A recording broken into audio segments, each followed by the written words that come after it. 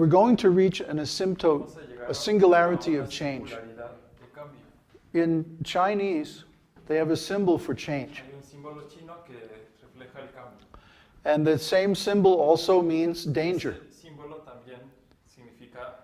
And it also means opportunity. If things are going to change, how are they going to change? We can have an influence over that change. If we know that a moment of total change is coming, or even a moment of great change, where everything's going to be unstable, then we can prepare for it, and we can have a lot of influence over the result of that change. Isn't it? If we knew about the dot-com bubble, it's like any two guys in a garage come out of engineering school and they make a company, something.com, then they were driving Mercedes and Porsches, and even if they didn't do anything.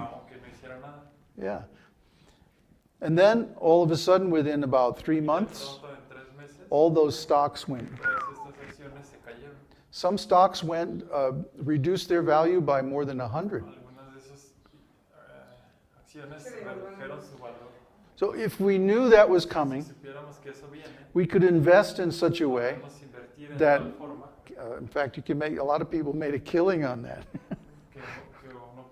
The insiders, you know, they knew it was going to happen. So if we know that there's going to be a big change and everything is going to get crazy, we should be able to prepare for it so that we can influence that change. So that's what we want to do.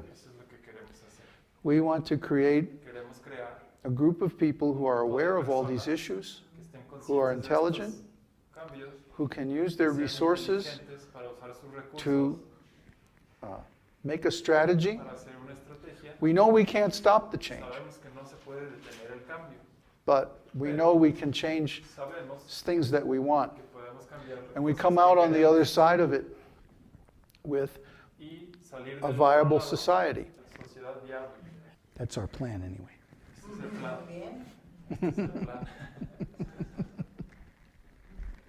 Does anybody have a better plan?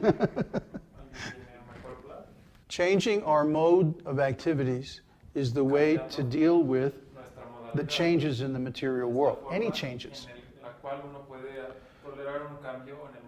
Because all these changes are material. But spiritual things never change. Just like the Vedic technology. The mantras that operated that technology don't work anymore. That knowledge is obsolete. But the mantras that invoke God or create spiritual changes, those mantras still work. The eternal knowledge always works, no matter what changes in the material world. Let's say, for example, you're out in the ocean, and there's waves, huh? And you're in a little boat, fishing boat or something. Huh? Well, what's going to happen? Every time a wave comes, the boat goes up and down, and it's very unstable. Huh? But what if you're in a big ocean liner? Huh? The big ocean liner is stable. Huh? Or a lot more stable than the little boat. But the best thing of all is if we're on an island. If we're on an island, that's completely stable. The point is, if we're established in spiritual consciousness,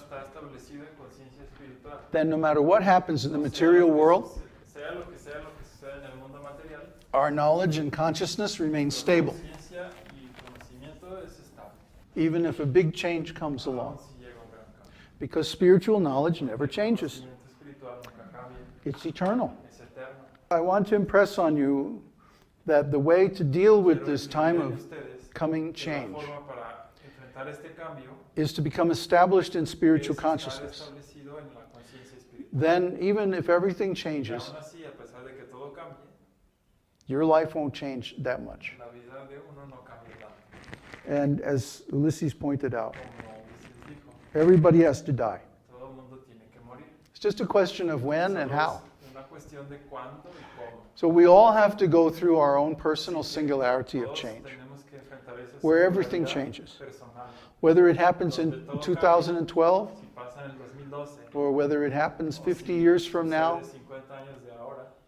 we still have to go through that total change of everything. And whether it comes from outside or from inside, we're going to be forced to change everything. So spiritual consciousness is really the solution to all these problems. And it's the way that we can keep from being disturbed by change in general. Remember we went through the 3 kinds of problems? You want something that you don't have. You had something but you lost it. Or you have something but you don't want. Okay, 3 kinds of problems. And all of those problems have to do with time and change. These are universal issues. So the way to conquer time and change is to become situated in eternity. And then we find that we have no more change, at least in our inner life, because we have found the stable platform. We found the island in the middle of the ocean, okay? The big boat, the submarine, whatever.